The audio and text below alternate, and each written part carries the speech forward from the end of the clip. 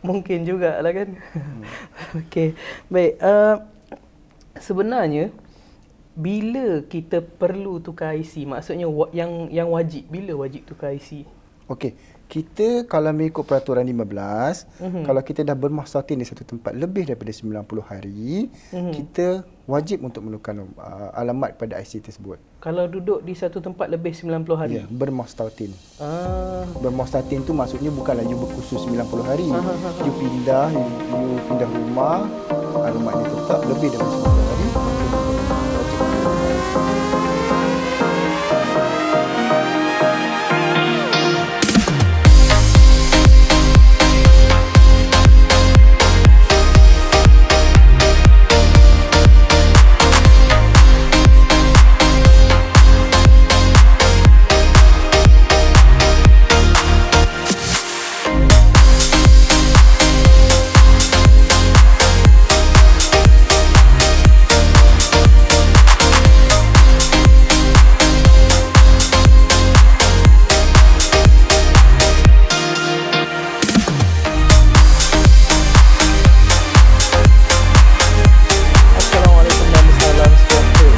Bersama dengan saya Izzuddin Nasir dalam sesi podcast JPN.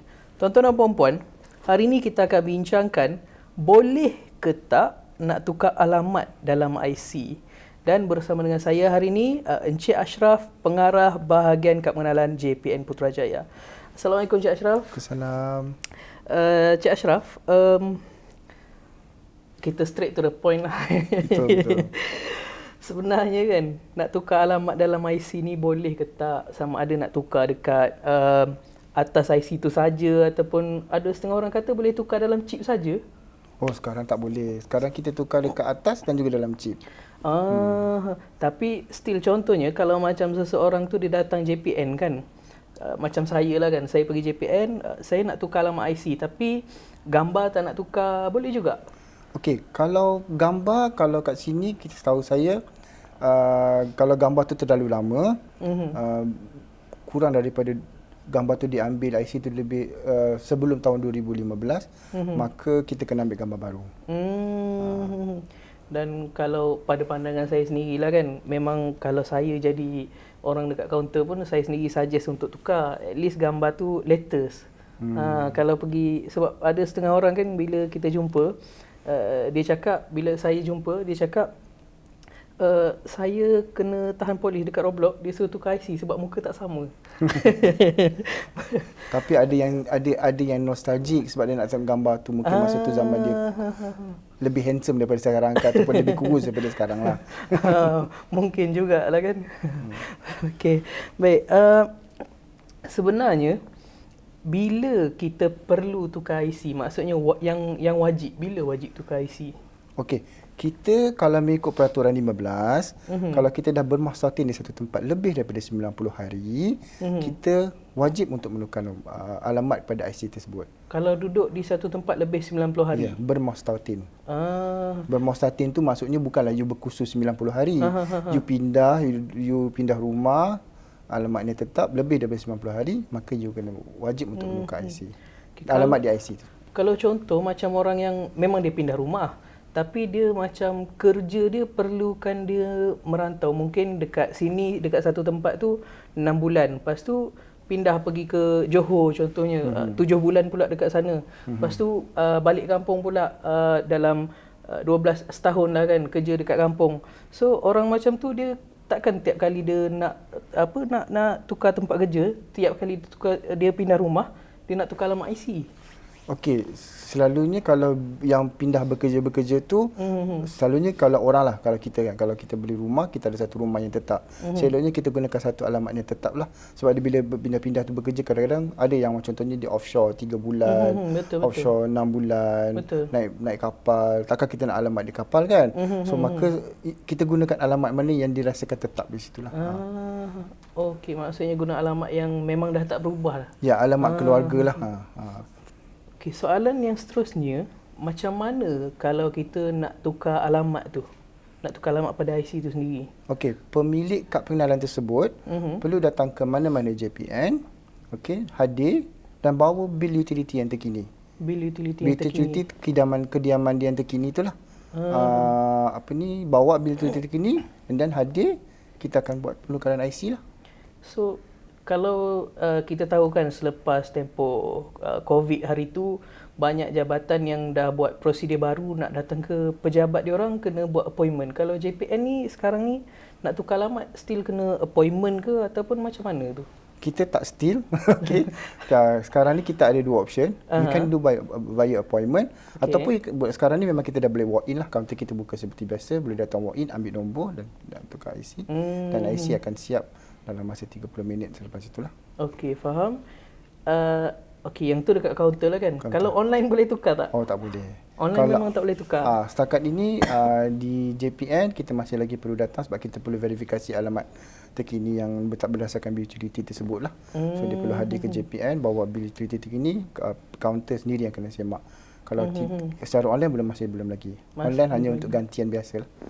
Kalau saya sendiri nak tukar alamat, mungkin hari Isnin hingga Jumaat saya dah bekerja dan tak ada masa free.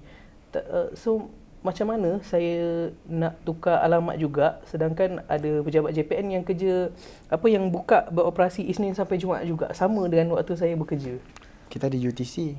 UTC hujung minggu pun still boleh buat IC. Masih lagi dibuka. UTC ni kalau kita buat IC dekat sana terus on the spot siap ke macam mana? Ya, betul. UTC kita ada pusat cetak, so dia akan on the spot siap lah 30 minit selepas urusan di kaunter proses lah. Oh, I see. So maksudnya saya tak perlu ke Putrajaya lah semata-mata untuk Betul. 30 minit tu kan.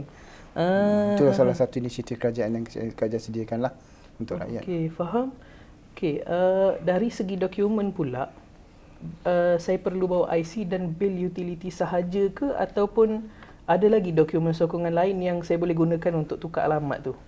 Cukup dengan IC pemilik kad sendiri dan juga bil utility terkini lah. Okey, kalau contoh bil utility macam bil air, bil elektrik yang nama orang lain.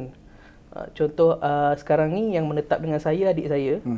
Tapi bil tu nama saya, dia nak tukar alamat IC dia, boleh pakai ke tak bil boleh, tu? tak ada masalah. Walaupun nama saya sendiri. Betul, walaupun nama orang lain.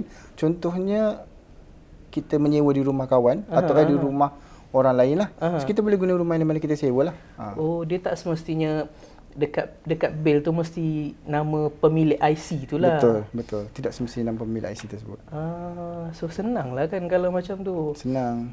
Okay, satu lagi Cik Ashraf, yang last kali, berapa ringgit nak tukar alamat ni? Nak tukar alamat dekat IC? Oh, untuk bayaran dia hanyalah RM10, sama seperti gantian kad pengenalan lain. Itu bayaran proses RM RM10 saja. Kalau contoh saya datang waktu tu nak ambil gambar baru dan saya nak tukar alamat juga, adakah dia akan dikenakan cas tambahan ataupun just RM10 je? RM10 saja bayaran proses. Oh, faham. Yang ni untuk MyCard lah kan? Betul. Okey Cik Ashraf, tadi saya dah tanya apa dokumen, macam mana nak buat. Cuma last kali, berapa ringgit nak kena bayar kalau nak tukar alamat sahaja? Untuk tukar alamat, untuk MyCard, RM10 je. Kalau tukar alamat sekalian nak tukar gambar baru, still RM10 ke ataupun dia akan ada bayaran tambahan? Sebab dua benda kan, alamat satu, gambar satu. Sama je RM10. Sama bayaran je. proses yang dikenakan oleh kerajaan adalah RM10. I see. Yang tu untuk MyCard lah kan? Untuk MyCard. Kalau pemegang MyCard dengan MyPR macam mana pula? Boleh tukar juga ke alamat dan berapa ringgit? Boleh tukar juga alamat tapi RM40, tetapi prosesnya tidak siap pada waktu itu jugalah. Yang siap segera MyCard MyCard sahajalah. sahaja. Okey, faham. Jadi Encik Ashraf, terima kasih untuk sesi hari ini. Terima kasih kerana sudi luangkan masa bersama dengan kami. Terima kasih juga kerana dah menerangkan kepada penonton kita, pendengar kita, prosedur nak tukar alamat dekat kad pengenalan. Jadi tuan-tuan dan puan-puan yang mana yang dah menetap melebihi 90 hari di sesuatu tempat, bolehlah tukar alamat supaya urusan tuan-tuan dan puan-puan di kemudian hari lebih mudah. Ni taklah duduk dekat KL, pergi jalan-jalan, polis tahan Roblox, tengok-tengok alamat Johor. Nanti polis tanya pula buat apa kan. So tuan-tuan puan-puan bolehlah tukar IC. Lagi tu RM10 sahaja, sekali nak tukar gambar sekali pun boleh. Setakat tu sajalah perkongsian kita pada kali ini untuk sesi podcast hari ini. Boleh ke saya nak tukar alamat dekat kad pengenalan? InsyaAllah kita akan jumpa lagi dalam sesi akan datang. Assalamualaikum dan salam sejahtera.